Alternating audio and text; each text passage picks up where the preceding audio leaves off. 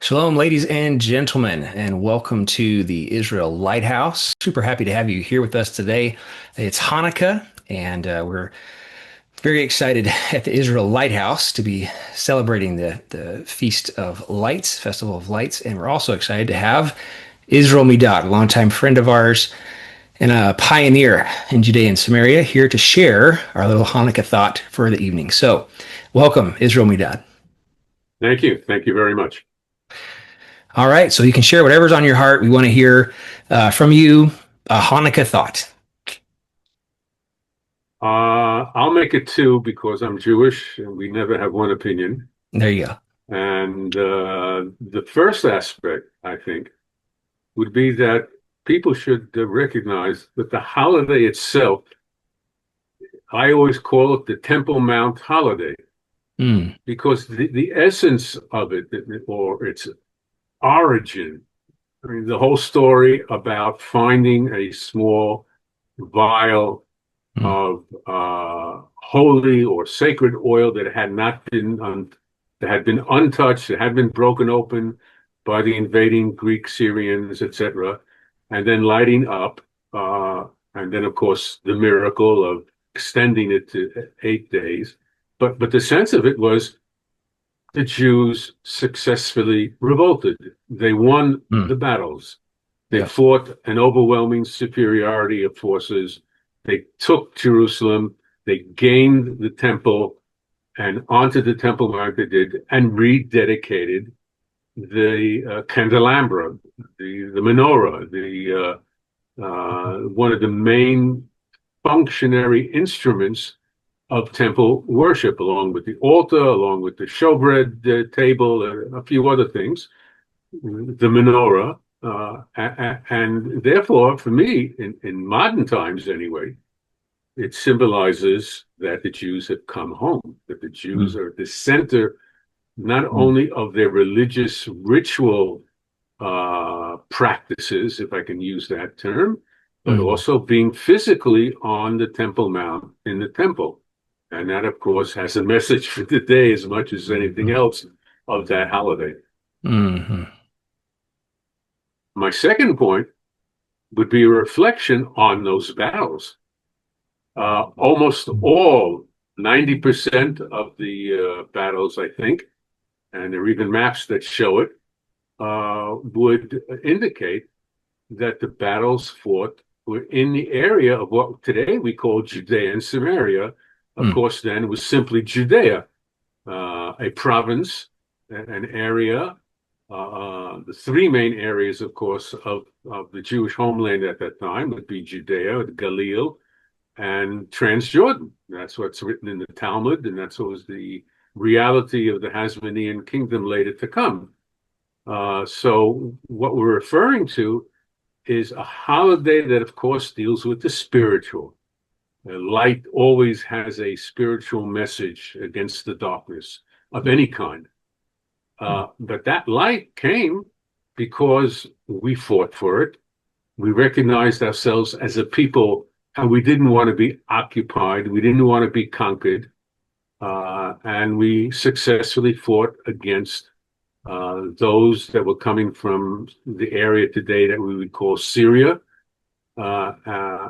And we won. And so, therefore, it's also a geographical, a physical reflection on what that holiday was in a historical setting.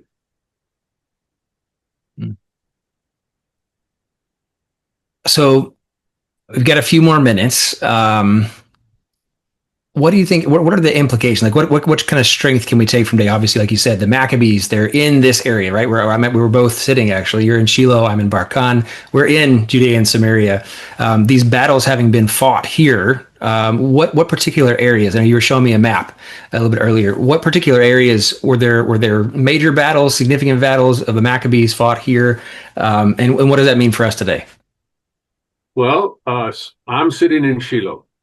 Mm, Just north of us is a very, or in the old days, before they redid the highway, was a very long winding down road or winding up road at a place called Duba Nasharakia.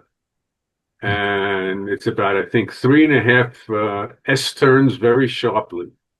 And mm, that was the road that Abraham walked upon when he came from north to south and back and forth, mhm, where Jacob marched north, and Joseph, to be found in the fields, look when his brothers came looking for him.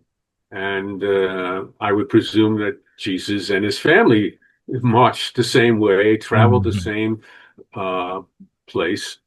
And mhm, now let's return to the Maccabees and the Hasmoneans in their fights. They laid a wonderful ambush at that site because the mm, Greek soldiers had to be marching up the hill in a very narrow, I'm not going to say a gorge because it wasn't a gorge, but it was a very narrow area. And they came out of hiding, and that mm, was one of the main victories. The same on a place called Emmaus, mm, which is closer to the path to Givat Ze'ev, which is a community just north of Jerusalem. So here you have foreign soldiers marching once again into Judea, not knowing the layout of the land, where the natural sons, mm, the indigenous people, all these terms that are being thrown at us in a backward, reverted sense today, mm, were then very alive mm, with the Jews. It was the Jews who were all these, and they smartly, with military commanders in control of the situation, managed to overcome. If I'm not mistaken, some of these battles are sometimes studies in West Point. mm, When you're talking about classic guerrilla uh, uh, military warfare, you also study Judah and Simon and Jonathan, leaders of the Maccabean revolt and the battles that were done.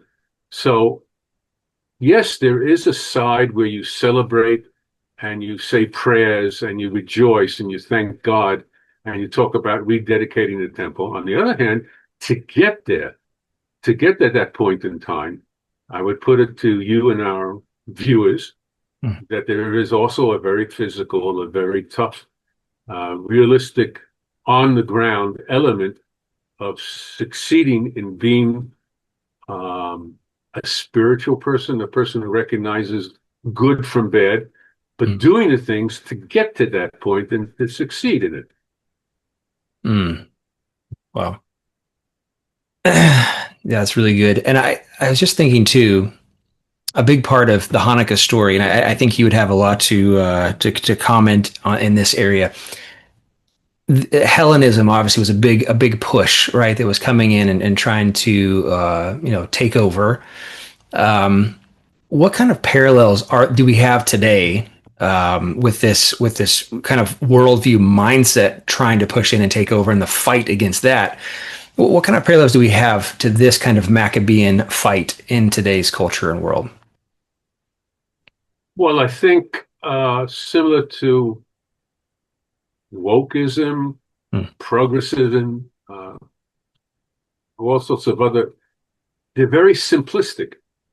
They're very full of blandishments, to use mm, a loaded term, mm, in the sense of come with us and everything will be okay. Uh, don't be private, be public. Don't be religious, be secular. Don't be locked away, open yourself up. mm, And it happened. Many of the Jews of that era engaged in all sorts of cultural and sports activities that the Greeks were trying to mm, impose. Of course, they did it their own way, and they used idols that mm, any thinking person will say an idol doesn't have any strength. My spiritual strength comes from my beliefs, not in looking at something that has no power over me except if I let mm, it. And it's the same thing mm, today, the area of what I would call fake Palestine thinking.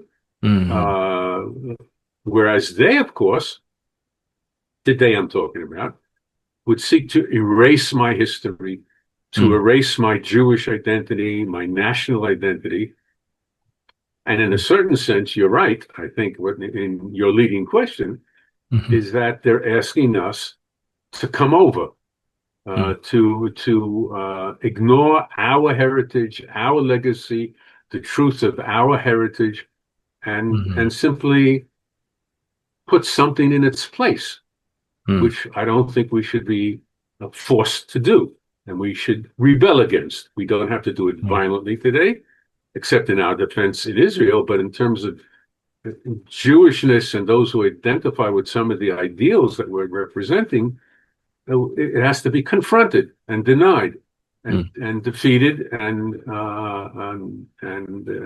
to convince others that it's all wrong. Hmm. Yeah, yeah, so important. Well, thank you so much, Israel Medad, for coming on the Israel Lighthouse and for sharing with us today. If I know you're still doing some writing and stuff here and there, how can people find the stuff that you're writing? Well, I have try to keep a regular column weekly at the Jerusalem Post and at the opinion section. I think I'm located going back several years. In fact, if you have a Hmm. couple of hours, you can read all that. And another Jewish website, a news website called JNS, and they also have all my op-eds stored in an archive system, so you can follow me week to week or go back and look for whatever I've written a couple of years ago. Hmm. Excellent. Well, thank you so much, Israel Medad. Thank you for coming on, for sharing with us today, and Chanukah Sameach. Hanukkah Sameach, a happy Hanukkah, and light up.